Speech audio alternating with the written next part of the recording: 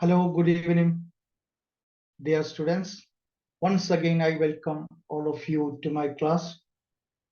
Today, we are going to discuss the paper BEGC 141, Understanding Prose, Block First, Unit First.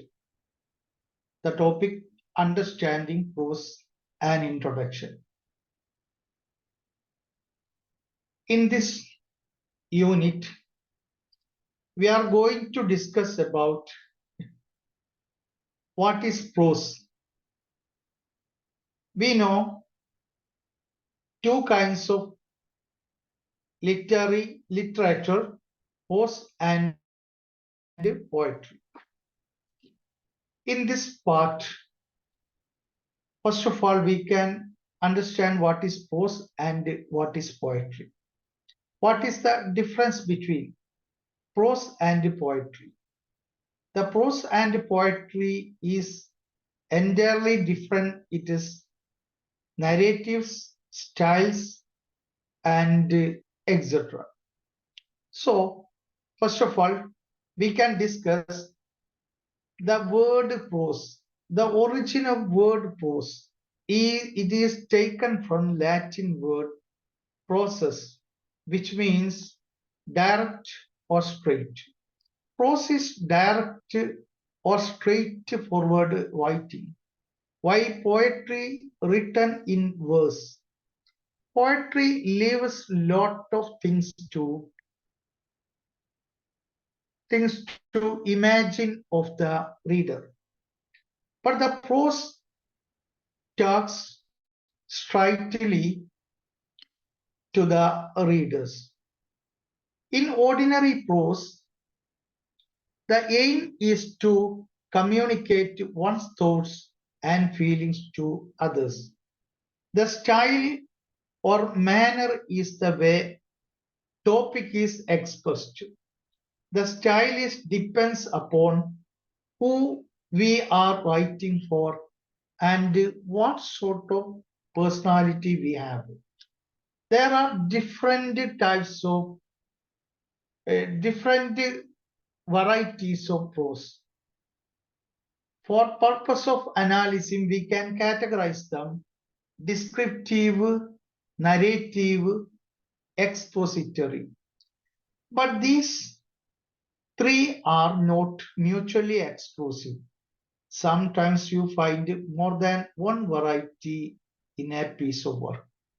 For instance, in a novel, we can see variety of prose worked together. അപ്പൊ ഇന്ന് നമ്മൾ ചർച്ച ചെയ്യുന്നത് BEGE 141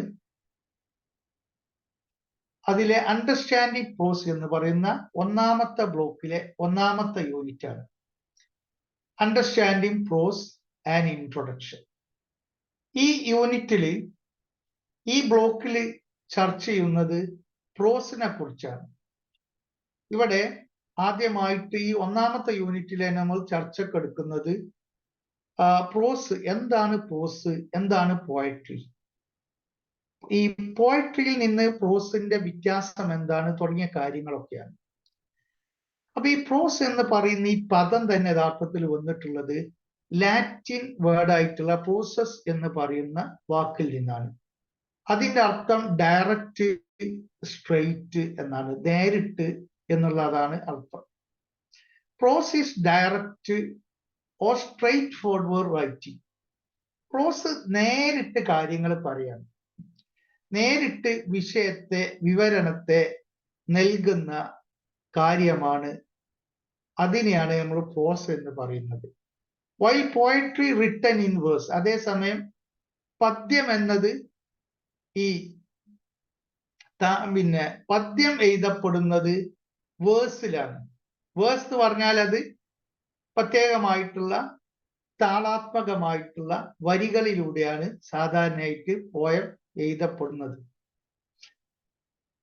ഈ പ്രോസും പോയട്രിയും തമ്മിലുള്ളൊരു വ്യത്യാസം എന്ന് പറയുന്നത് പ്രോസിൽ പറയാനുള്ള കാര്യങ്ങൾ വെട്ടിത്തുറന്ന് സ്ട്രെയിറ്റ് ഫോർവേഡ് ആയിട്ട് പറയും.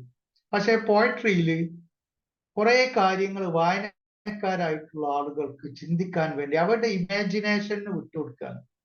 ഇമാജിനേഷൻ കൂടുതൽ ആളുകൾക്ക് കവിത കൂടുതൽ മനസ്സിലാവും, കുറഞ്ഞ ആളുകൾക്ക് കുറച്ചേ മനസ്സിലാവുള്ളൂ. ഇതാണ് ആ വ്യത്യാസം എന്ന് പറയുന്നത്.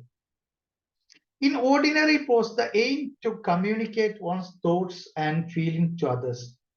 ഒരു സാധാരണ പ്രോസില് അതിന്റെ ലക്ഷ്യം എന്ന് പറയുന്നത് ഒരാളുടെ ചിന്തയും വികാരങ്ങളും മറ്റുള്ളവരുമായി പങ്കുവെക്കുക എന്നുള്ളതാണ്.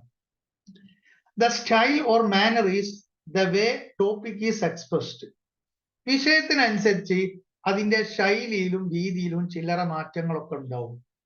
The style is depends upon who we are writing for and what sort of personality we have.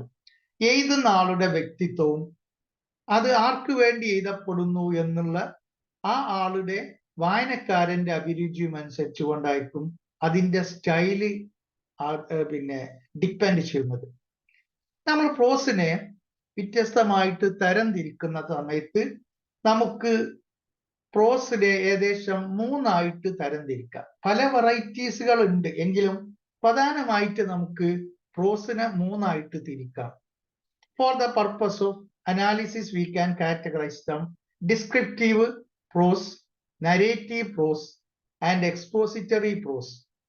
These are the 3 prose varieties. But these 3 are not mutually exclusive. Sometimes you find more than one variety in a piece of work. ചിലപ്പോ ഈ 3 മാത്രമല്ല, ചിലപ്പോ എന്ത് ചെയ്യും, ഒരു നോവലിൽ തന്നെ നമുക്ക് വ്യത്യസ്തമായിട്ടുള്ള പ്രോസ് വെറൈറ്റി ആയിട്ടുള്ള പ്രോസുകൾ നമുക്ക് കാണാൻ കഴിയും. വ്യത്യസ്തത്തിലുള്ള അവതരണങ്ങൾ നമുക്ക് അതിലൊക്കെ കാണാൻ പറ്റും. ഉദാഹരണമായിട്ട്, for instance, in a novel we can see variety of prose worked together. വ്യത്യസ്ത തരത്തിലുള്ള പ്രോസുകൾ ഒരു നോവലിനകത്ത് വർക്ക് ചെയ്യുന്നതായിട്ട് നമുക്ക് കാണാൻ പറ്റും. അതിന്റെ പ്രസന്റേഷനിൽ തന്നെ പല ഡയമെൻഷനിൽ അത് പോകുമ്പോൾ അതിനനുസരിച്ച് പ്രോസ് വെറൈറ്റീസും മാറും. ഓരോ സംഭവം പറയുമ്പോൾ അതിൽ വൈകാരികത വരുമ്പോഴും, അതേപോലെ സന്തോഷമുള്ള കാര്യങ്ങൾ പറയുമ്പോൾ, ദുഃഖമുള്ള കാര്യങ്ങൾ പറയുമ്പോഴൊക്കെ അതിന്റെ വെറൈറ്റി, പ്രോസ് വെറൈറ്റി മാറിക്കൊണ്ടിരിക്കും. അതുകൊണ്ടാണ് നോവൽ ഒരേ സമയം വ്യത്യസ്ത തരത്തിലുള്ള ഈ പ്രോസുകൾ വരുന്നു എന്ന് പറയാൻ കാരണം. ഇനി നമുക്ക് പ്രോസും പോയട്രിയും തമ്മിലുള്ള വ്യത്യാസം ഒന്ന് ചർച്ച ചെയ്യാം. The difference between prose and poetry. Paul Valéry, a well-known French critic, compared prose and poetry as prose walking and poetry dancing. Paul Valéry is a well-known French critic who made a description on prose and poetry. According to him, he considered prose as a walking and poetry is a dancing. Ordinary prose is like walking. We use words to give information.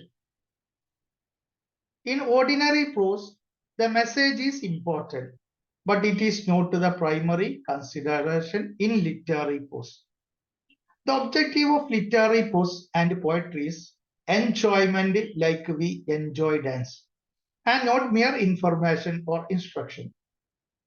In the case of poetry and literary prose, you have your favorite poems or passage. You read it several times and are not tired of it. It is an ordinary prose passage. The moment you understand the meaning, you don't want to read again. In literary prose and poetry, it is not just the meaning that is important, but the medium. It is often difficult. It is often difficult to say what is more important, the form or the content. However, there is an inseparable between the two, a togetherness. Because of that, the Indian term Sahitya literally means togetherness. It is the togetherness of sound and the sense. It is the togetherness of form and content. This is the uniqueness of great literature. അപ്പൊ ഇവിടെ പോയട്രിയും ഡാൻസും തമ്മിലുള്ള വ്യത്യാസത്തെ വളരെ മനോഹരമായിട്ട് അവതരിപ്പിച്ചിരിക്കുകയാണ് Paul Valerie എന്ന് പറയുന്ന French critic. അദ്ദേഹം പ്രോസിനെ സാധാരണ നടത്തമായിട്ടും പോയട്രിയെ ഡാൻസിങ് ആയിട്ടും പിന്നെ കമ്പയർ ചെയ്തിരിക്കണം. കാരണം നടക്കുക എന്ന് പറഞ്ഞാൽ അതിനൊരു പർപ്പസ് ഉണ്ട്. ചിലപ്പോ നമ്മള് ഈ മോർണിംഗ് വാക്ക് നമ്മളെ ഹെൽത്തിന് വേണ്ടി നടക്കും, അല്ലെങ്കിൽ മറ്റെന്തെങ്കിലും കാര്യത്തിനൊക്കെ വേണ്ടി നടക്കും. അപ്പൊ ഇവിടെ പ്രോസ് എന്ന് പറഞ്ഞത് നമുക്ക് പറയാനുള്ള കാര്യങ്ങൾ പറയുക എന്നുള്ളതാണ്. എന്നാൽ പോയട്രി ഡാൻസിങ് ആണ്. ഡാൻസ് പറഞ്ഞാൽ അതിന്റെ ഉപകാരമില്ല, പക്ഷെ അത് നമ്മൾ എൻജോയ് ചെയ്യാൻ വേണ്ടിയിട്ടുള്ള ഒരു സംഗതിയാണ്. ഇതുപോലെയാണ് പോയട്രി നമ്മൾ എൻജോയ് ചെയ്യുന്നു, പക്ഷെ പ്രോസ് ഒരിക്കലും നമ്മൾ എൻജോയ് ചെയ്യാറില്ല, നമ്മൾ അത് ഉപയോഗപ്പെടുത്തുകയാണ് ചെയ്യുന്നത്. ഈ ordinary prose is like walking. ഈ ഓർഡിനറി പ്രോസ് ആണ് പറഞ്ഞത്. ലിറ്റററി പ്രോസ് വേറെ ഉണ്ട്, അത് വേറെ നമ്മൾ ചർച്ച ചെയ്യും. Ordinary prose is like walking. We use words to give information. ഈ ഓർഡിനറി പ്രോസ് എന്ന് പറയുന്നത് നടക്കുന്നത് പോലെയാണ്. അതിൽ നമ്മൾ വാക്കുകൾ ഉപയോഗിക്കുന്നത് എന്തിനാണ്? നമ്മൾ വിവരങ്ങൾ നൽകാൻ വേണ്ടിയിട്ടാണ്. In ordinary prose the message is important. Ordinary പോസിൽ പ്രധാനപ്പെട്ടത് കാര്യം എന്ന് പറയുന്നത് അതിന്റെ മെസ്സേജ് ആണ്. But this is not the primary consideration in literary prose. പക്ഷെ ലിറ്റററി പോസിൽ യഥാർത്ഥത്തിൽ മെസ്സേജ് നൽകലല്ല അതിന്റെ ലക്ഷ്യം. The objective of literary prose and poetry is enjoyment like we enjoy dance and mere information of the instruction. അപ്പൊ ഈ literary പ്രോസിലും അതേപോലെ പോയട്രിയിലുമൊക്കെ അത് എൻജോയ്മെന്റ് ആണ് അതിന്റെ ലക്ഷ്യമായിട്ടുള്ളത്. അത് എന്താണ്? അത് വിവരണം നൽകല്, അല്ലെങ്കിൽ എന്തെങ്കിലും ഒരു ഇൻഫർമേഷൻ നൽകല്, അറിവ് നൽകൽ അതിന്റെ ഉദ്ദേശമല്ല. ഈ ലിറ്റററി പോസ് എന്ന് പറഞ്ഞാൽ നോവല്, കഥകളൊക്കെ അതിൽ പെടുന്നതാണ്. അപ്പൊ ഈ ഇത്തരത്തിലുള്ള ഈ ലിറ്റററി പ്രോസും പോയട്രിയും ഒക്കെ അതിന്റെ ഉദ്ദേശം അത് എൻജോയ്മെന്റ് ആണ്. എന്നാൽ സാധാരണ നിലക്കുള്ള പ്രോസ്, ഓർഡിനറി പ്രോസ് എന്ന് പറയുന്നത് ഇൻഫർമേഷൻ നൽകുന്ന സംഗതിയാണത്, അതിനാണ് അത് ഉപയോഗിക്കുന്നത്. In the case of poetry and literary prose you have your favourite points of passage. നമ്മൾ ഈ പോയട്രിയുടെ കേസും അതേപോലെ ലിറ്റററി പ്രോസിന്റെ കേസും ഒക്കെ നമ്മൾ പരിഗണിക്കുമ്പോൾ നമുക്ക് ഇഷ്ടപ്പെട്ട പദ്യങ്ങൾ ഉണ്ടാവും, പോയിന്റ്സുകൾ ഉണ്ടാവും, അതേപോലെ നമുക്ക് ഇഷ്ടപ്പെട്ട പാസേജുകൾ ഉണ്ടാവും. ഉദാഹരണമായിട്ട് നമ്മൾ A tale of two cities എന്ന് പറയുന്ന നോവലിന്റെ ആദ്യ ഭാഗം മനോഹരമായിട്ടുള്ള ഒരു ഐക്കണിക് ആയിട്ടുള്ള സെന്റൻസ് ആണ്. അത് പല ആളുകളെയും ആകർഷിച്ചിട്ടുള്ള സംഗതിയാണ്. അത് ആളുകൾ ഇങ്ങനെ ആവർത്തിച്ച് വായിക്കും. It is the time of എന്ന് പറഞ്ഞിട്ട് തുടങ്ങുന്ന ഇതുണ്ടല്ലോ, അത് ഒരുപാട് ആളുകൾ ആകർഷിച്ചിട്ടുള്ള ഒരു സംഗതിയാണ്. അതെന്താണ്? അവിടെ ലിറ്റററി പ്രോസ് ആണത്. അതുപോലെ തന്നെ ചില പോയംസുകൾ, അതും എന്താണ്? ഇങ്ങനെ നമ്മളെ വീണ്ടും വീണ്ടും വായിക്കാനും ഓർത്തു വെക്കാനും മനപ്പാഠം പഠിക്കാനും ഒക്കെ നമ്മൾ ആഗ്രഹിക്കും. എന്നാൽ ഓർഡിനറി പ്രോസിനെ നമ്മൾ എന്ത് ചെയ്യും? വായിച്ച് കാര്യങ്ങൾ മനസ്സിലാക്കി കഴിഞ്ഞാൽ പിന്നെ അത് നമ്മൾ തൊടൂല. You read it several times and are not tired of it. ഈ ലിറ്റററി പ്രോസും അതുപോലെ പോയട്രി ഒക്കെ അത് നമ്മൾ പലതും പല തവണ നമ്മളത് ആവർത്തിച്ച് വായിക്കും. അത് വായിക്കുന്നത് കൊണ്ട് നമുക്ക് ഒരിക്കലും വിരസത തോന്നാറില്ല. എന്നാൽ അതേ സമയത്ത് ചരിത്ര പുസ്തകങ്ങളോ മറ്റ് ശാസ്ത്രീയ പുസ്തകങ്ങളോ ഒക്കെ റെഫറൻസിന് വേണ്ടി ഒന്ന് നോക്കും എന്നല്ലാതെ അതിങ്ങനെ ഇടയ്ക്കിടയ്ക്ക് എടുത്ത് വായിക്കുന്ന ശീലം ആർക്കും ഉണ്ടാവാറില്ല. If it is an ordinary prose passage, the moment you understand the meaning, you don't want to read it again.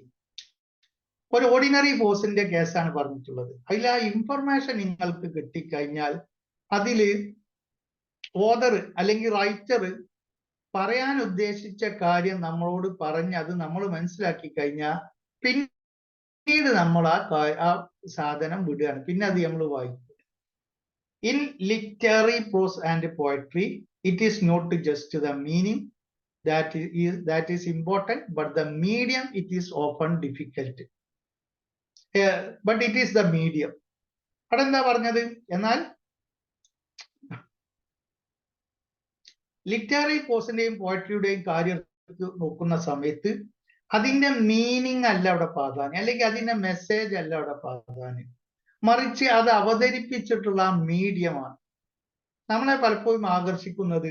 അതിലെ വരികളൊക്കെയാണ്. ഇപ്പൊ ചില പാട്ടിന്റെ വരികളൊക്കെ നമ്മൾ വല്ലാതെ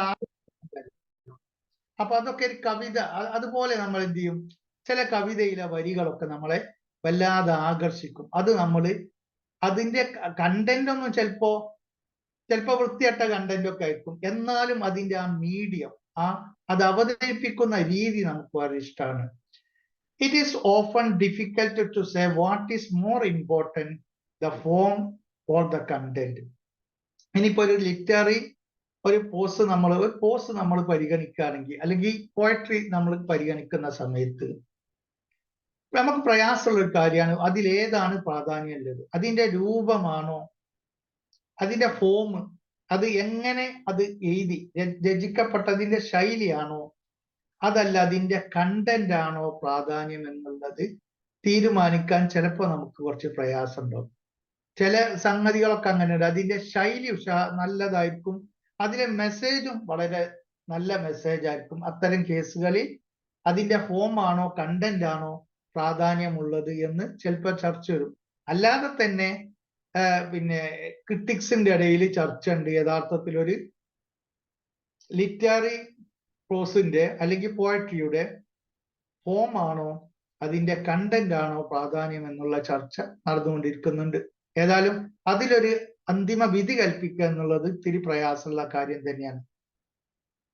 However, there is an inseparability between the two and togetherness. എങ്കിലും ഈ ഫോമും കണ്ടന്റും തമ്മിൽ വേർതിരിക്കാൻ പറ്റാത്ത ഒരു ബന്ധമുണ്ട്, ഒരു ടുഗദർനെസ്, ഒരു കൂടിച്ചേരലുണ്ട് അതിലുണ്ട്. പലപ്പോഴും നമുക്ക് ഒരു പ്രോസിൽ നിന്ന് പോയട്രിയിൽ നിന്ന് അതിന്റെ ഫോമിനെയും കണ്ടന്റിനെയും വേർതിരിക്കാൻ പ്രയാസമാണ്. അത് അങ്ങനെ വേർതിരിച്ച് നിർത്താൻ പറ്റാത്ത വിധം, അതങ്ങനെ വേർതിരിയാത്ത വിധം ഒരുമിച്ച് നിൽക്കുകയാണ്. അതുകൊണ്ടാണ് ഇന്ത്യൻ ഭാഷയിൽ സാഹിത്യ എന്നാണ് പറയുന്നത്. സാഹിത്യം അതിന്റെ അർത്ഥം എന്ന് പറഞ്ഞാൽ ടുഗദർനെസ് ആണ്. സാഹിത്യം എന്ന് പറഞ്ഞാൽ ഒരുമിച്ച് ചേർത്ത് നിർത്തുക എന്നുള്ളതാണ് അതിന്റെ അർത്ഥം. അതായത് ഈ കണ്ടന്റും ഫോമും ഇഴ ചേർന്ന് നിൽക്കുന്നത് കൊണ്ടാണ് അതിനെ മലയാളത്തില് അല്ലെ ഇന്ത്യൻ ഭാഷയിലൊക്കെ സാഹിത്യം എന്ന് പറയുന്നത്. It is the togetherness of sound and the sense. അതുപോലെ തന്നെ എന്താണ്, അതിന്റെ സൗണ്ടും സെൻസും പരസ്പരം ഇഴ ചേർന്ന്. It is the togetherness of form and content. അതിന്റെ ഫോമും കണ്ടന്റും ഒരുമിച്ച് നിൽക്കുന്നുണ്ട്. This is uniqueness of A great literature.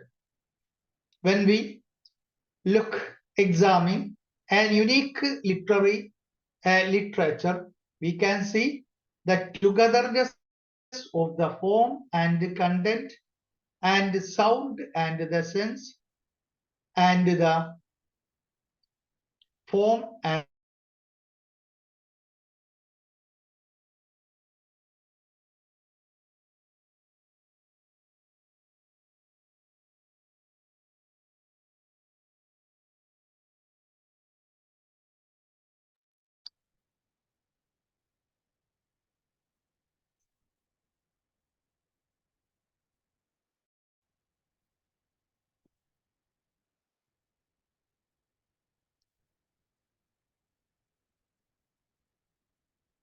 okay.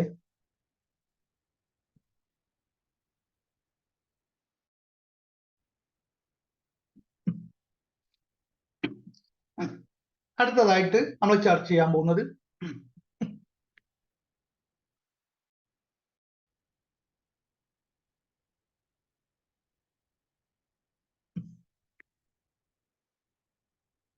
ഡിനോട്ടേഷൻസ് and connotations ആണ്. എന്താണ് ഈ ഡിനോട്ടേഷൻസും കൊണോട്ടേഷൻസും? A words denotation is its plain and direct meaning. It is explicit meaning, while a word connotation is what the word implies. That is the nuance and shades of images that the word carries with it. For instance, when we say there is a stone, we are referring it is a mere object, a stone. The different direct meaning, a stone, it is clear statement. There is no any other meaning for it. On the other hand, if we say he has a heart of stone, the meaning changes. It is simply means that he is cruel and hard-hearted. In fact, it refers to all the qualities you associated with the stone. അപ്പോൾ denotation and connotation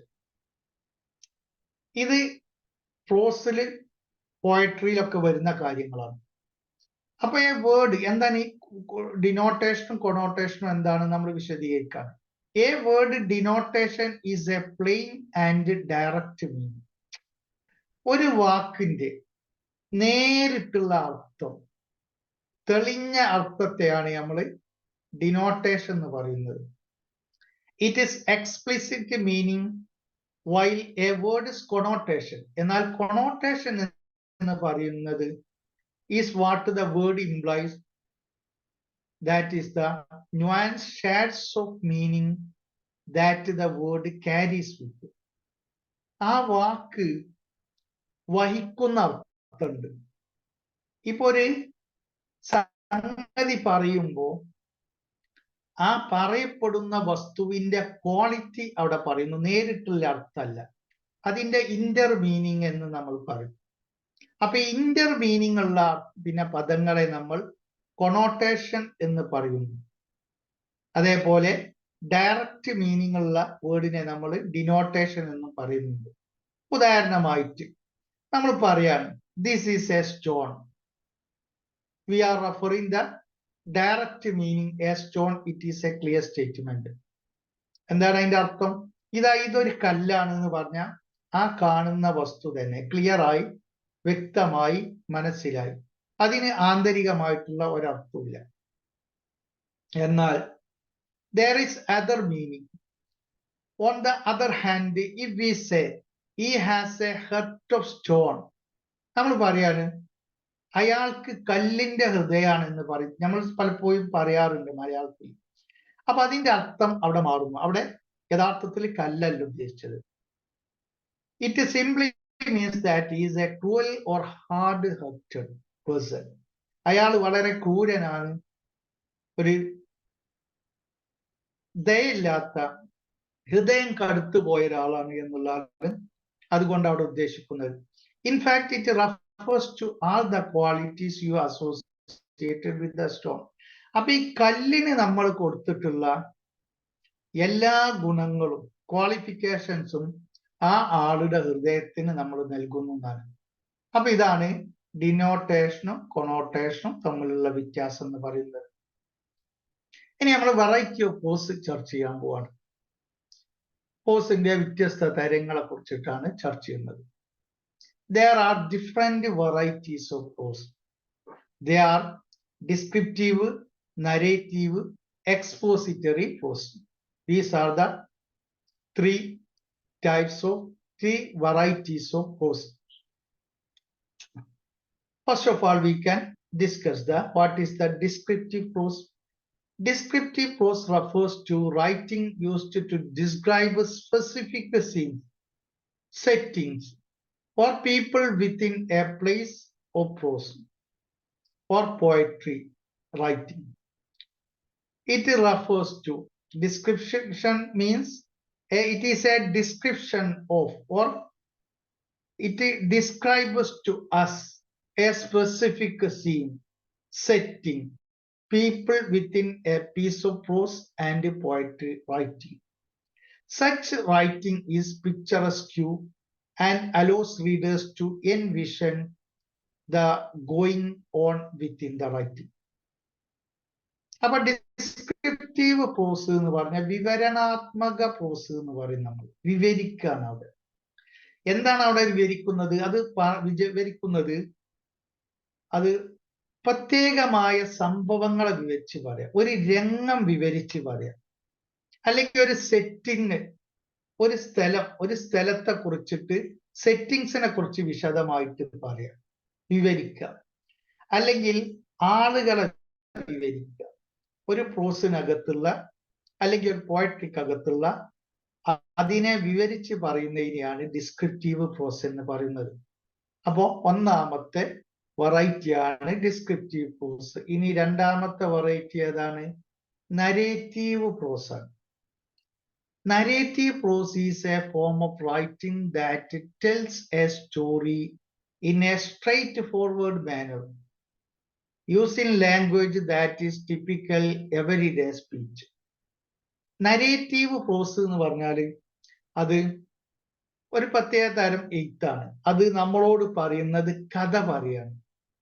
straight forward manor, നേരെ ഒരാളെ കഥ നമുക്ക് പറയുകയാണ്. Using language that is typical everyday speech, നമ്മൾ സാധാരണ ജീവിതത്തിൽ ഉപയോഗിക്കുന്ന ഭാഷയിൽ നമ്മളോട് നേരിട്ട് കഥ പറഞ്ഞു തരുന്ന രീതിയെയാണ് നമ്മൾ നരേറ്റീവ് പ്രോസ് എന്നാണ്. നരേഷൻ ആ കാര്യങ്ങളെ നമുക്ക് വിവരിച്ചു തരികയാണ് ചെയ്യുന്നത്. പ്രതിപാദന രീതിയാണത്. 3, എക്സ്പോസിറ്ററി പ്രോസ് ആണ് മൂന്നാമത്തത്. Expository writing is a type of write-up that is used to explain, describe, and give information about a topic. The writer has to assume that the reader does not have any knowledge about the topic.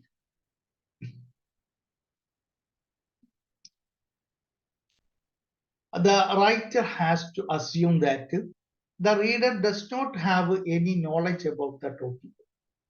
Most important thing is to use very simple words and their meaning is clear. This type of writing mostly observed in non-fictional books, magazines, or newspapers and in articles. അപ്പോൾ ഈ expository process a type of write-up, ഒരു തരം write-up ആണത്. That is used to explain, അത് വിവരിക്കാൻ വേണ്ടി പറയും. വിവരിക്കുകയും അത് വിശദീകരിക്കുകയും ചെയ്യും. മാത്രമല്ല അത് ഒരു വിഷയത്തെ കുറിച്ച് അത് വിവരം നൽകും നമുക്ക്. The writer has to assume that the reader does not have any knowledge about the topic. എഴുത്തുകാരൻ എഴുതിയ ആള് ഏത് രീതിയിലാണ് എഴുതുന്നത്? ഇത് വായിക്കാൻ പോകുന്ന ആളുകൾക്ക് ഒരു ഐഡിയ ഇല്ലാത്ത ഒരു വിഷയത്തെ കുറിച്ചാണ് തങ്ങൾ എഴുതാൻ പോകുന്നത് എന്നുള്ള ഒരു ബോധ്യത്തിലാണ് അവരത് എഴുതുന്നത്. Most important thing is to use very simple words and their meaning is clear. വളരെ ലളിതമായിട്ടുള്ള വാക്കുകളും അതിൻ്റെ അർത്ഥം വ്യക്തമാവുന്ന വാക്കുകൾ, ലളിതമായിട്ടുള്ള വാക്കുകളാണ് ഇത് സാധാരണ ഉപയോഗിക്കുന്നത്. This type of writing mostly observed in non fictional books. ഇത് സാധാരണയായിട്ട് ഉപയോഗിക്കുന്നത് നോൺ ഫിക്ഷണൽ ബുക്കുകളിലും അതേപോലെ മാഗസിനുകളിലും ന്യൂസ് പേപ്പേഴ്സിലും അതേപോലെ ആർട്ടിക്കിൾസിലും ഒക്കെയാണ് വരുന്നത്. The author used expository writing to explain a topic. ഒരു വിഷയത്തെ വിശദീകരിച്ച് പറയാൻ വേണ്ടിയാണ് ഓതർ ഇത് ഉപയോഗിക്കുന്നത്. നമ്മൾ നേരത്തെ നരേറ്റീവ് പ്രോസ് പറഞ്ഞ സമയത്ത് നരേറ്റീവ് പ്രോസിന്റെ ഉദാഹരണങ്ങളാണ് ഇപ്പോ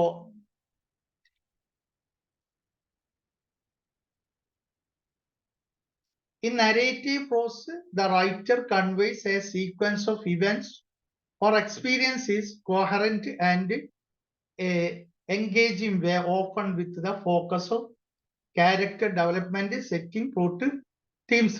അതില് തീം, പ്ലോട്ട്, സെറ്റിങ്സ്, ഡെവലപ്മെന്റ് അതേപോലെ ക്യാരക്ടേഴ്സ് തുടങ്ങിയ കാര്യങ്ങളെ കുറിച്ചൊക്കെ വിശദീകരിച്ച് പറയുന്നതാണ് നരേറ്റീവ് പ്രോസ് എന്ന് പറയുന്നത്. എന്നാൽ ഇവിടെ ഇതെന്താണ്?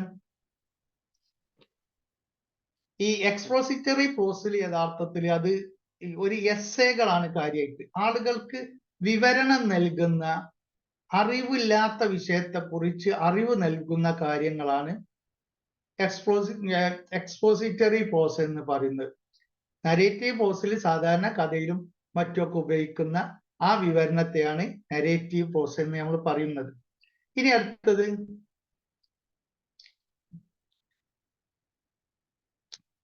ഫോംസ് ഓഫ് പ്രോസ് ആണ്. പ്രോസിന്റെ ഫോംസുകളാണ് പറയുന്നത്. Some of the prose forms are the novel. ചില പ്രോസ് രൂപങ്ങൾ എന്ന് പറയുന്നത് നോവലുകളാണ്. ചിലത് ഷോർട്ട് സ്റ്റോറീസ് ആണ്, ചിലത് എസ്സേകളാണ്, ബയോഗ്രഫി, ഓട്ടോബയോഗ്രഫി, ലെറ്റേഴ്സ്, ട്രാവലോഗ്, ഇങ്ങനെ വ്യത്യസ്ത തരത്തിലുള്ള രൂപങ്ങളുണ്ട് പ്രോസിന്. നേരത്തെ നമ്മൾ വെറൈറ്റി ആണ് ചർച്ച ചെയ്തത്.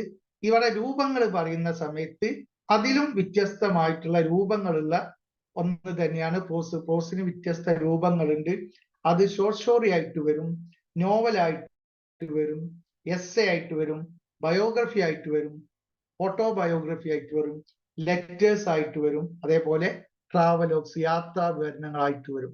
അപ്പൊ ഈ രീതിയിലൊക്കെ ഈ പ്രോസ് ഫോമുകൾ വരും എന്നാണ് മനസ്സിലാക്കേണ്ടത്.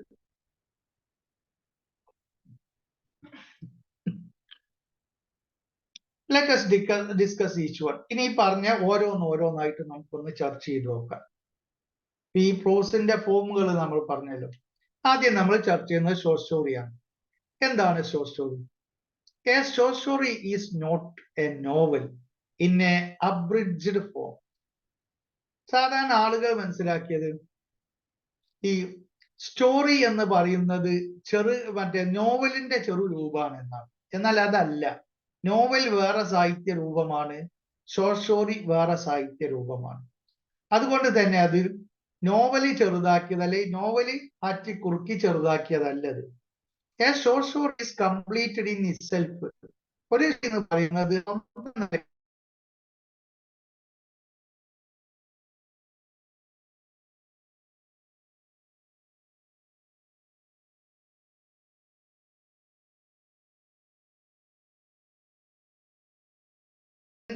കഥ പൂർത്തീകരിക്കാനുള്ള പ്രത്യേകമായിട്ടുള്ള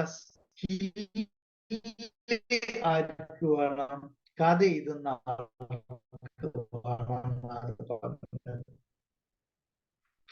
കഥ എഴുതിയിട്ട് അവസാനിപ്പിക്കാൻ കഴിയാത്ത രീതിയിൽ പോകാൻ പാടില്ല. 2 or 3 അല്ലെങ്കിൽ ഏതാനും പേജുകളിൽ ബാക്കി ഉണ്ടാവും.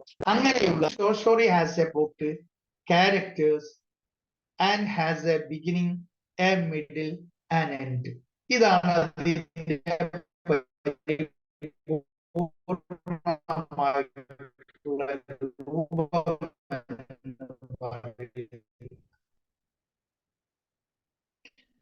സ്റ്റോറിക്ക് ഒരു പ്ലോട്ട് ഉണ്ടാവും, അതിന് ക്യാരക്ടേഴ്സ് ഉണ്ടാവും, ഒരു തുടക്കം ഉണ്ടാവും, ഒരു മധ്യം ഉണ്ടാവും, ഒരു അവസാനം ഉണ്ടാവും. ഈ രീതിയിൽ വരുന്നത് മാത്രമേ ഷോർട്ട് സ്റ്റോറി.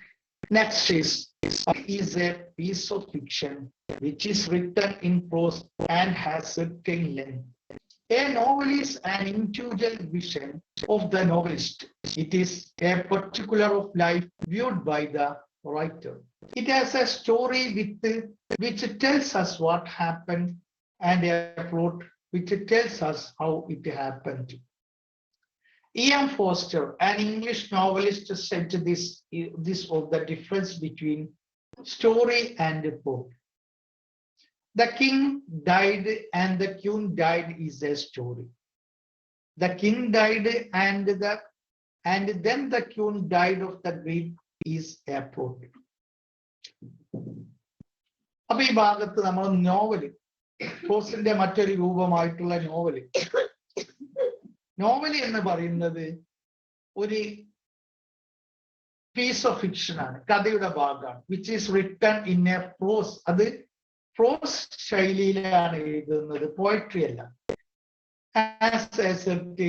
അതിന് നിശ്ചിതമായ ലെങ്ത് ഉണ്ടാവും.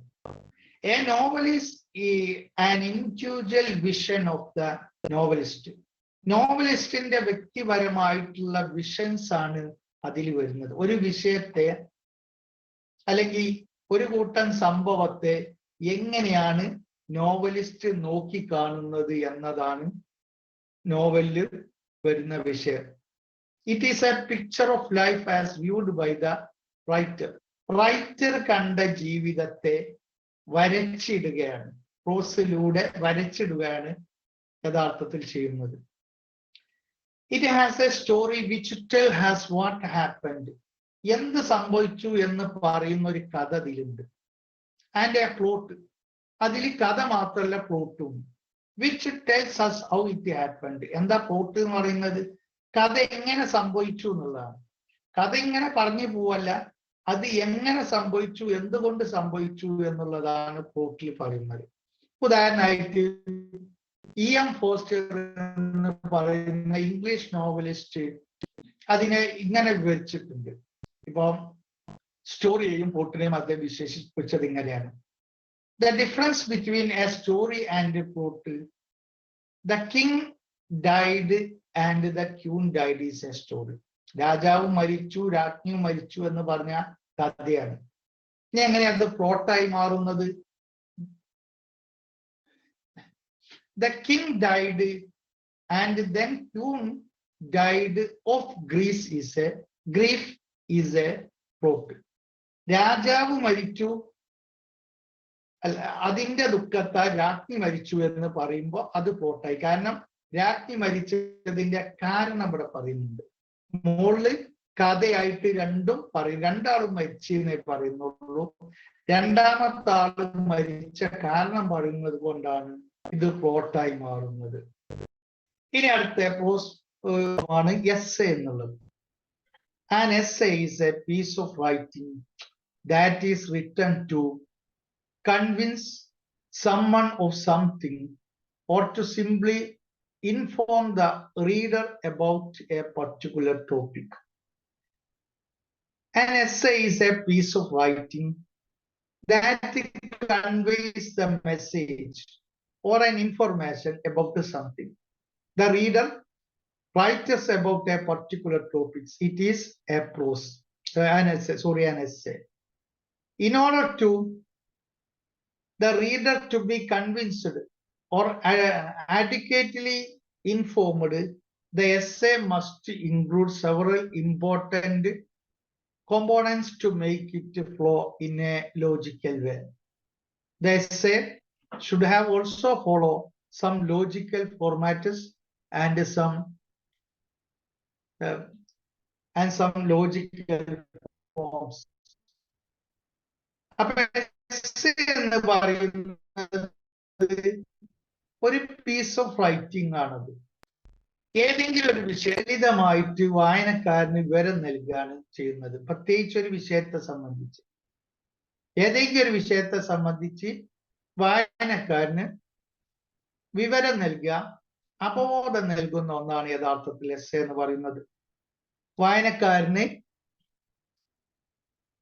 in order for the reader to be convinced adequate information, the essay must be included. വായനക്കാരന് ആവശ്യമായിട്ടുള്ള വിഷയത്തിൽ ആവശ്യമായിട്ടുള്ള വിവരങ്ങൾ അതിൽ നിന്ന് കിട്ടും.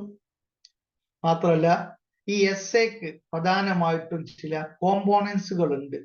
അത് ചില ലോജിക്കൽ ആയിട്ടുള്ള ചില ഓർഡേഴ്സ് ഉണ്ട്. അതിന് പാരഗ്രാഫ് ഉള്ള ഓരോ പാരഗ്രാഫിലും പറയുന്ന കാര്യങ്ങൾ അത് അടുത്ത പാരഗ്രാഫുമായിട്ട് അതിന് കണക്ഷൻ, ആദ്യ സെന്റൻസിൽ അതിന്റെ കണക്ഷൻ, അതേപോലെ തുടക്കം എങ്ങനെ ആയിരിക്കണം, ഇങ്ങനെയുള്ള കുറെ മാനദണ്ഡങ്ങൾ അതിൽ വരുന്നുണ്ട്. അതൊക്കെ നമ്മൾ പിന്നീട് ഡീറ്റെയിൽ ആയിട്ട് പിന്നീട് ചർച്ച ചെയ്യും. There are two kinds of essay. One is informal or personal and the other is formal. Again, we divided the essay into two types. One is informal, the other one is formal. Now we can discuss what is the formal essay and informal essay. Informal essay is in an informal essay you can say anything you like, pleasing the reader. It is a liberal essay. You can say anything, but a condition that it should be pleased to the reader. It is written in a light style. It is purpose to delight and entertain the reader. ഈ formal എസ്സേയില് informal എസ്സേയില് നമ്മൾക്ക് എന്തു എഴുതാം, പക്ഷെ അത് വായിക്കുന്ന ആളെ സംതൃപ്തിപ്പെടുത്തുന്ന ഒന്നായിരിക്കണം എന്നുള്ളതാണ് അതിന്റെ കണ്ടീഷൻ. മറ്റൊന്ന്, അത് ലൈറ്റ് ആയിട്ടുള്ള ശൈലിയിലാണ് ഇത് എഴുതുന്നത്. വലിയ സാഹിത്യമൊന്നും ഉണ്ടാവില്ല, വളരെ ലൈറ്റ് ആയിട്ടുള്ള കാര്യങ്ങളിലൊക്കെ നമ്മളത് അവതരിപ്പിക്കും. അതേപോലെ its purpose is to delight and entertain the reader. റീഡേഴ്സിനെ സന്തോഷിപ്പിക്കുക, എന്റർടൈൻ ചെയ്യുക എന്നുള്ള ഉദ്ദേശമാണ് അതിനുള്ളത്. ഇനി ഫോർമൽ എസ്സേ ആണ്. A formal essay is a serious voice evaluates and judges.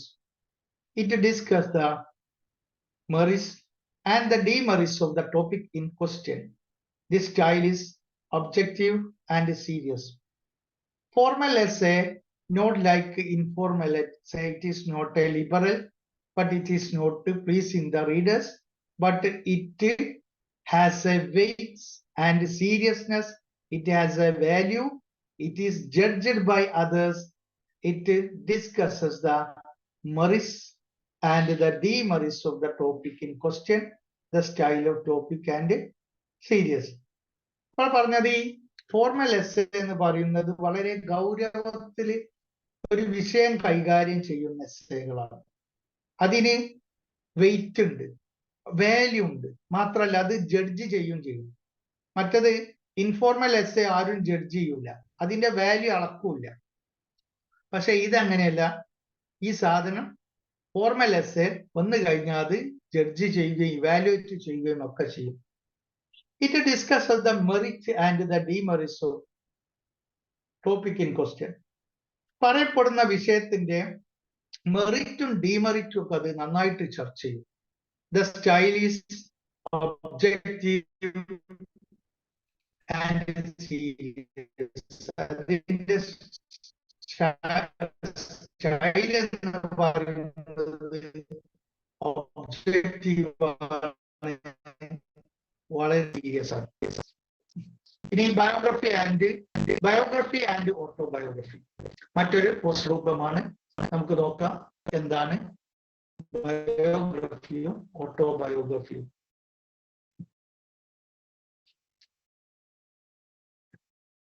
A biography is an account of person's life written by someone else, while an autobiography is an account of a person's life written by that person.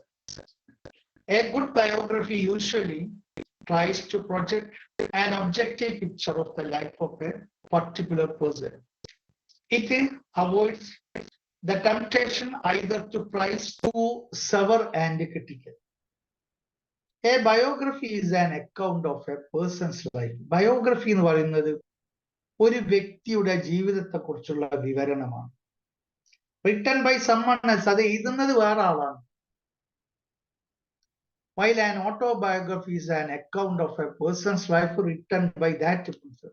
എന്നാൽ autobiography എന്ന് പറയുന്നത് ആ വ്യക്തി തന്നെ അവനവനെ സംബന്ധിച്ച് എഴുതുന്നതാണ്. A good biography is usually tries to project an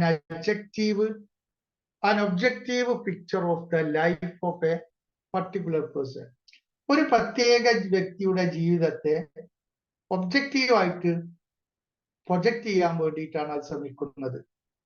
It avoids the temptation either to praise too much or to be severe and critical.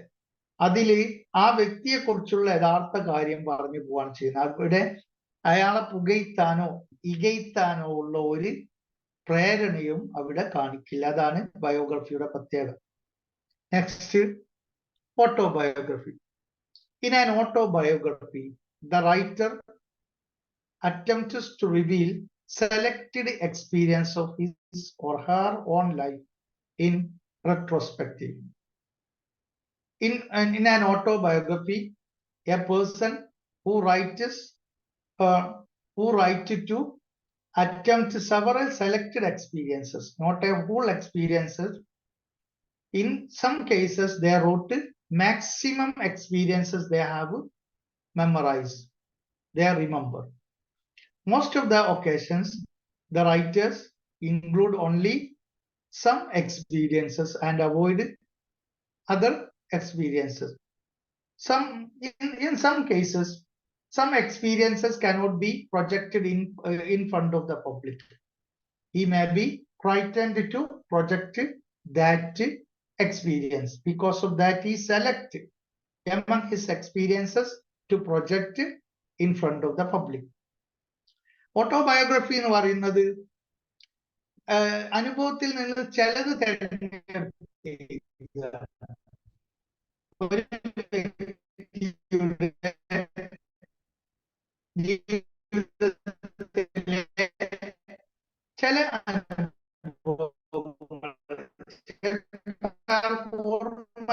അനുഭവങ്ങൾ അയാൾ പറയാൻ ഇഷ്ടപ്പെടുന്ന ചില സ്പെഷ്യൽ ടൈപ്പ് ഓഫ് ഓട്ടോബയോഗ്രഫി ഇംഗ്ലീഷിലായിരിക്കും.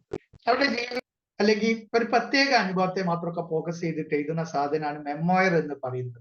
മലയാളത്തിൽ നമ്മൾ ഓർമ്മക്കുറിപ്പ് എന്നൊക്കെ പറയുള്ളൂ. അതിനെയാണ് മെമ്മോയർ എന്ന് പറയുന്നത്. അതും ഒരു ഓട്ടോബയോഗ്രഫി തന്നെയാണ്. ഇനി നമുക്ക് ചർച്ച ചെയ്യാനുള്ളത് ഫിഗർ ഓഫ് സ്പീച്ച് ആണ്. Figure of speech, any intentional deviation from literal statement or common usage that emphasizes, clarifies, or embellish both written and spoken language. Figure of speech are found in oral literature as well as in polished poetry and prose and in everyday speech. എന്താണ് figure of speech എന്നാണ്? An intentional deviation from the literary statement or common usage that emphasizes. Intentional ആയിട്ട് തന്നെ ഒരു പ്രസ്താവനയിൽ നിന്ന് ഇപ്പൊ any intentional deviation, ഏത് തരത്തിലുള്ള ഉദ്ദേശപൂർവമുള്ള പിന്മാറ്റവും അല്ലെങ്കിൽ വഴി തിരിച്ചുവിടുക, from literal statement or common usage that emphasizes, clarifies, or embellish both written and spoken language. എഴുത്തിലൂടെയോ സംസാരത്തിലൂടെയോ നമ്മൾ നമ്മുടെ ശൈലി മാറ്റിപ്പോകുന്നതിന് അല്ലെങ്കിൽ ലക്ഷ്യം മാറ്റിപ്പോകുന്നതിനെയാണ് നമ്മൾ സാധാരണ ഫിഗർ ഓഫ് സ്പീച്ച് എന്ന് പറയുന്നത്. Figure of speech are found in oral literature as well as the polished poetry.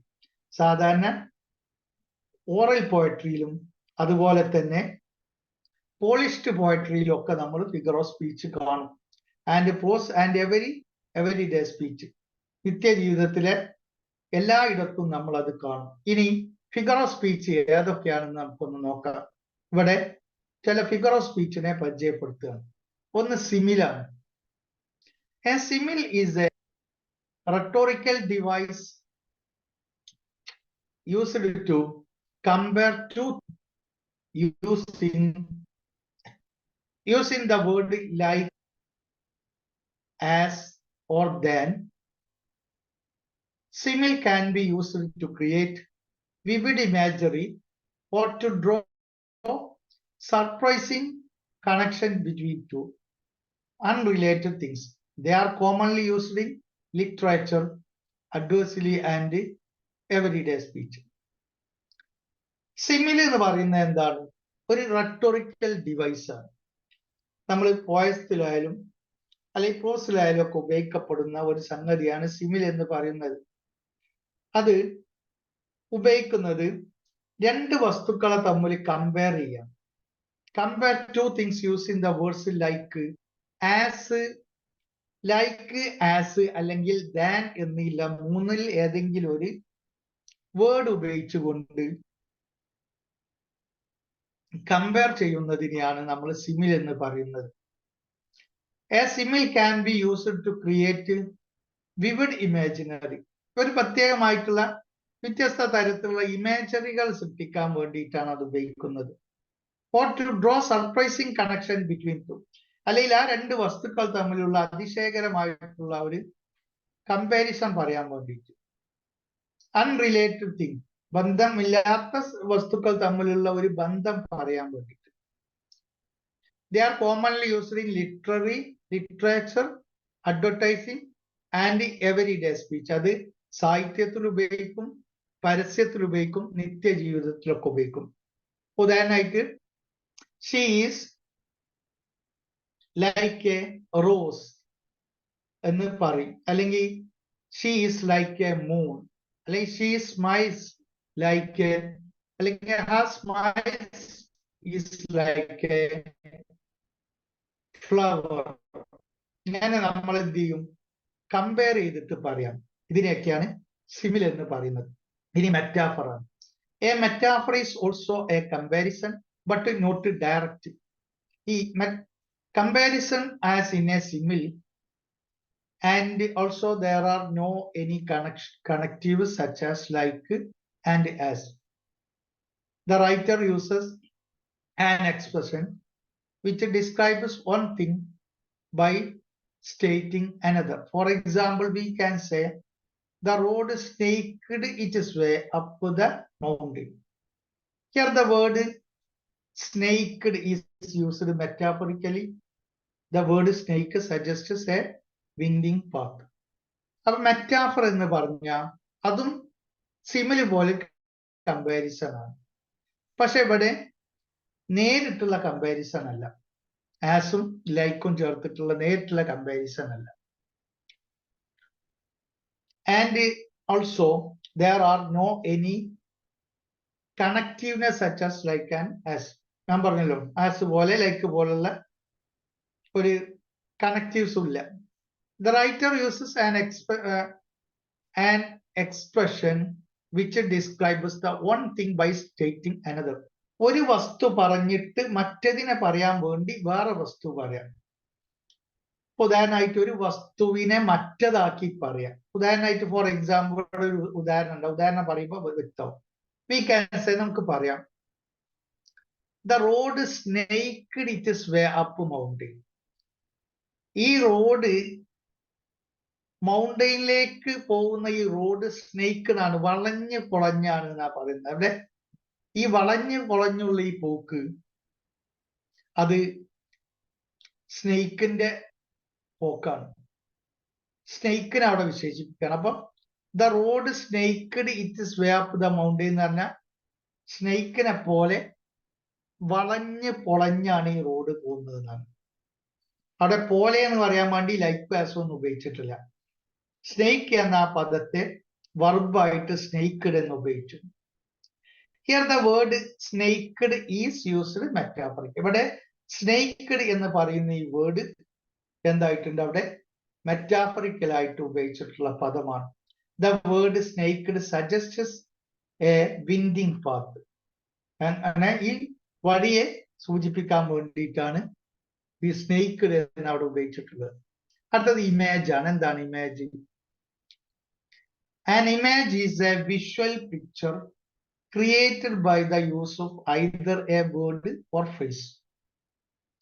Writers use imagery to make descriptive writing more effective.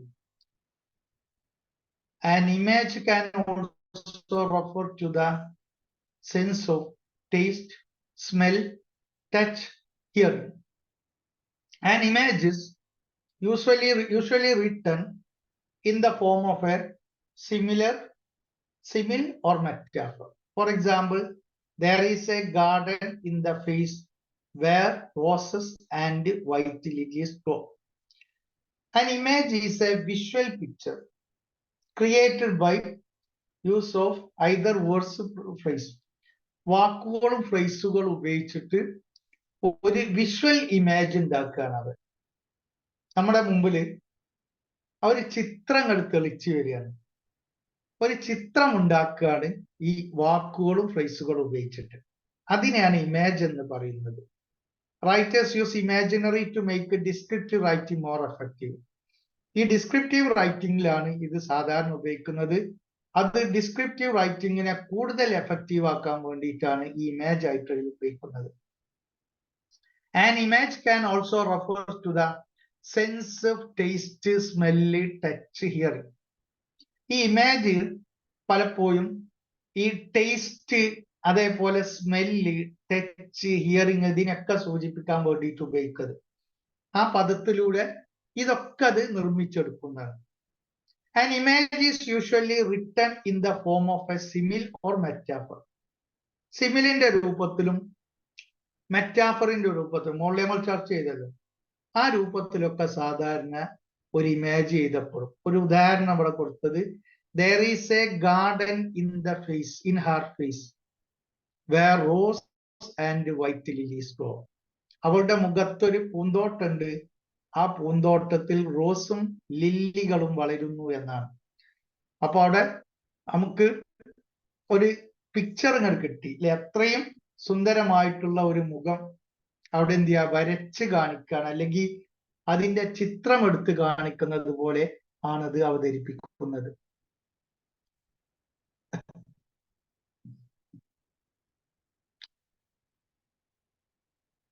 അടുത്തത് സിംബലാണ്.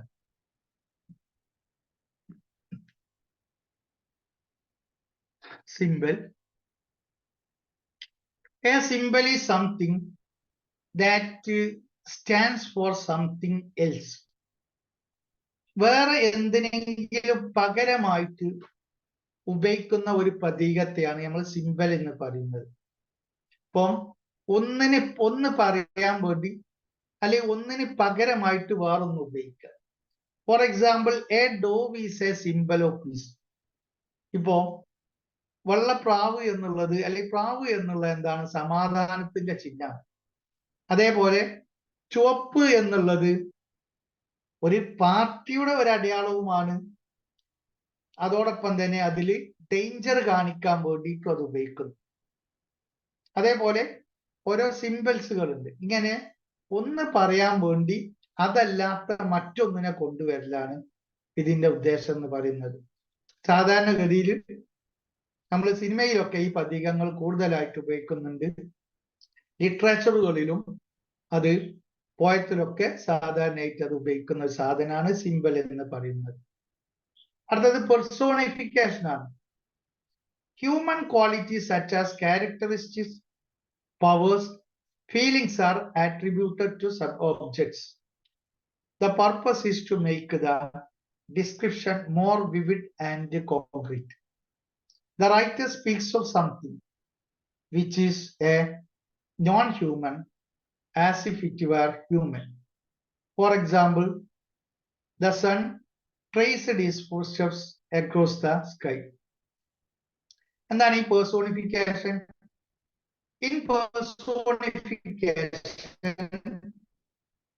human qualities are attributed objects.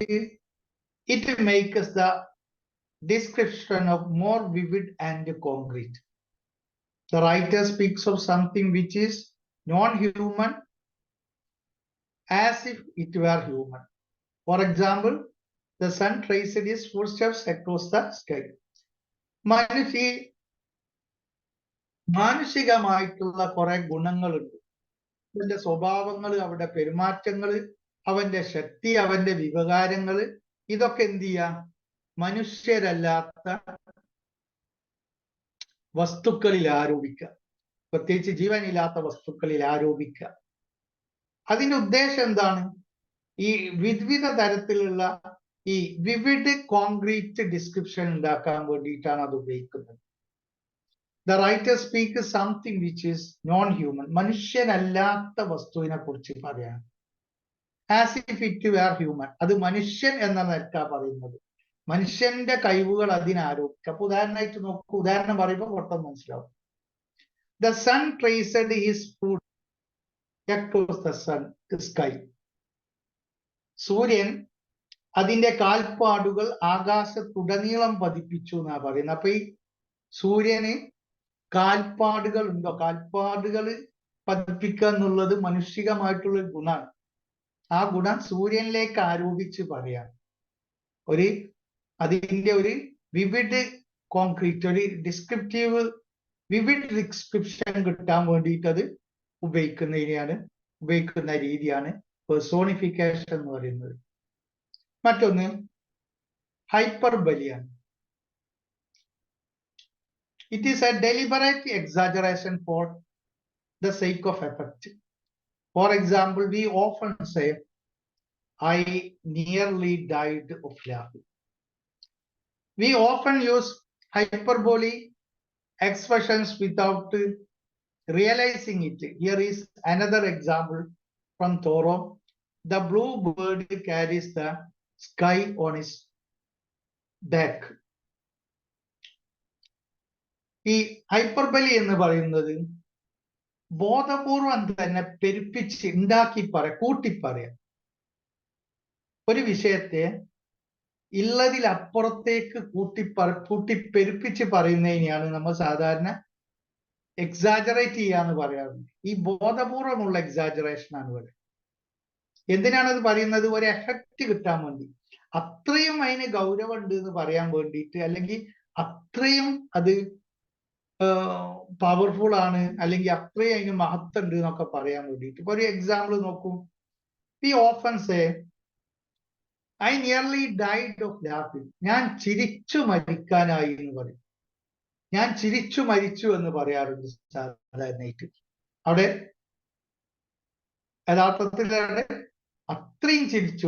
ഒരാളുടെ ചിരി അവസാനിക്കളപ്പോഴാണ്, അയാൾ മരിക്കുമ്പോഴാണ്. അപ്പൊ ചിരിച്ച് മരിച്ചു, ചിരി അങ്ങനെയാണ് അവസാനിച്ചതെന്ന് പറയണം. അത് അത്രക്ക് അതിനെ പെരുപ്പിച്ച് പറയാണ്. ആ ചിരിയുടെ ആ ആരവത്തെയാണ് അത് പറയുന്നത്.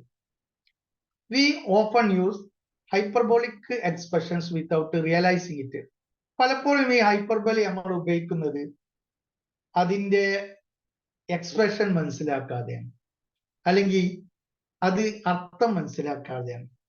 ഉദാഹരണമായിട്ട് here is another example from തോറോയുടെ നോവലിൽ നിന്നുള്ള ഒരു ഭാഗം.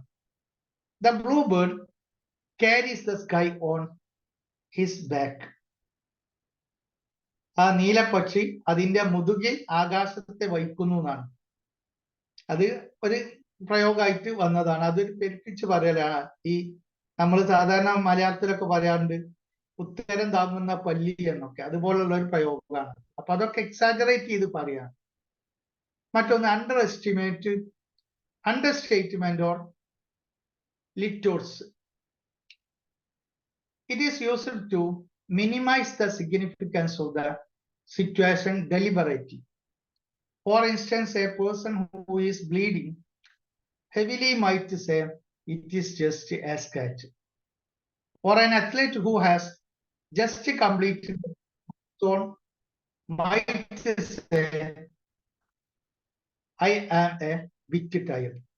ഈ അണ്ടർസ്റ്റേറ്റ്മെന്റ് അല്ലെങ്കിൽ ലിറ്റോർസ് എന്ന് പറയുന്നത് ഹൈപ്പർബലിയുടെ നേരെ എതിരാണ്. ഹൈപ്പർബലി ഉണ്ടാക്കി പറയാണ്, കൂട്ടി പറയാണ്, എന്നാൽ ഉള്ളത് കുറച്ച് പറയാണ് യഥാർത്ഥത്തിൽ ഈ അണ്ടർസ്റ്റേറ്റ്മെന്റിലും ലിറ്റോസിലും ഒക്കെ ചെയ്യുന്നത്. ഉദാഹരണമായിട്ട്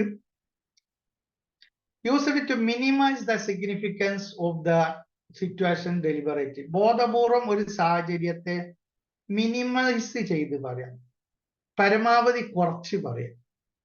ഉദാഹരണമായിട്ട് നോക്കുക, a person who bleeding heavily might say. നന്നായിട്ട് ബ്ലീഡിങ് ഒരാളെ ശരീരത്തിൽ നിന്ന് ഒലിക്കുന്ന സമയത്തും അയാൾ പറയാണ്, it is just a scratch. അത് ചെറിയ ഒന്ന് സ്ക്രാച്ച് ആയിട്ടുള്ളൂ എന്ന് പറയുന്നത് പോലെ. Or an athlete who has just completed a marathon might say. Marathon ഓട്ട മത്സരം പൂർത്തിയാക്കിയ ഒരു വ്യക്തി പറയാണ്, I am a bit tired. ചെറിയ ക്ഷീണമുണ്ട് എന്ന് പറയുന്നത് പോലെയാണ്.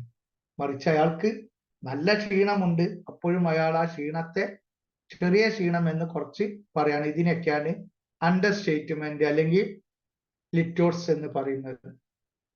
അവസാനമായിട്ട് പറയാനുള്ള ഐറണിയാണ്, പലപ്പോഴും നമ്മൾ കേട്ടിട്ടുള്ളതാണ്. One thing is said while another thing is meant. ഒരു കാര്യം പറയാം, പക്ഷെ ഉദ്ദേശിക്കുന്നത് മറ്റൊരു കാര്യമാണ്. For example, if it were a cold rainy grey day you might say what a beautiful day. നമ്മൾ ഒന്നാക്കി പറയാന്ന് പറയില്ല സാധാരണ മലയാളത്തിൽ. അപ്പൊ ഒരു സാഹചര്യത്തെ പരിഹാസപൂർവ്വം നമ്മൾ എന്ത് ചെയ്യുക, അതിനെ മറ്റൊരു രീതിയിൽ പറയാം. ഉദാഹരണമായിട്ട് നല്ല തണുപ്പുണ്ട്, നല്ല മഴയുണ്ട്, ഒരു ഉന്മേഷമില്ലാത്ത ദിവസം, പക്ഷെ നമ്മൾ പറയാണ് നല്ല ബെസ്റ്റ് ഡേ ആണ് കേട്ടോ എന്ന് പറയുമല്ലോ. നമ്മളെന്താ അതിൽ ഉദ്ദേശിക്കുന്നത് എന്താ, പറയുന്നത് ബെസ്റ്റ് ഡേ ആണെങ്കിലും ഏറ്റവും മോശ ദിവസം എന്നാണ് അതുകൊണ്ട് ഉദ്ദേശിക്കുന്നത്. അത് തന്നെ ഐറണി എന്ന് പറയും. ഇപ്പൊ ഒരാളെ കുറിച്ചിട്ട് നമ്മൾ പറയാണ് ഈ നല്ല മിടുക്കനാണെന്ന് പറയുമ്പോൾ നമ്മൾ ഒരു തീരെ പോരാത്ത ഒരാളോട് ഈ നല്ല മിടുക്കനാണെന്ന് പറയുമ്പോൾ സത്യത്തിൽ അത് ഒരു ഐറണിയാണ്. മറ്റൊരു ഉദാഹരണമാണ്, if you were suffering from a bad bout of food poison, you might say, wow, I feel great today. ഒരു ഫുഡ് പോയിസൺ ഏറ്റിട്ട് ആകെ പ്രയാസപ്പെട്ട് ലൂസ് മോഷനൊക്കെ ഇളകി നിൽക്കുന്ന ഒരാൾ പറയാണ് ഫീൽ ഗ്രേറ്റ് ഡേ, ഓ ഇന്നൊരു വല്ലാത്ത മഹനീയമായ ദിവസം തന്നെ എന്ന് നമ്മൾ പറയുന്നതിനൊക്കെ എന്താണ്, ഇതൊക്കെയാണ് ഐറണി എന്ന് പറയുന്നത്. അപ്പൊ ഇതാണ് ഈ ഭാഗത്ത് നമുക്ക് പറയാനുള്ളത്. ഓക്കെ, ഇന്നത്തെ ക്ലാസ് ഇവിടെ അവസാനിപ്പിക്കാണ്. Thank you, wish you all the best.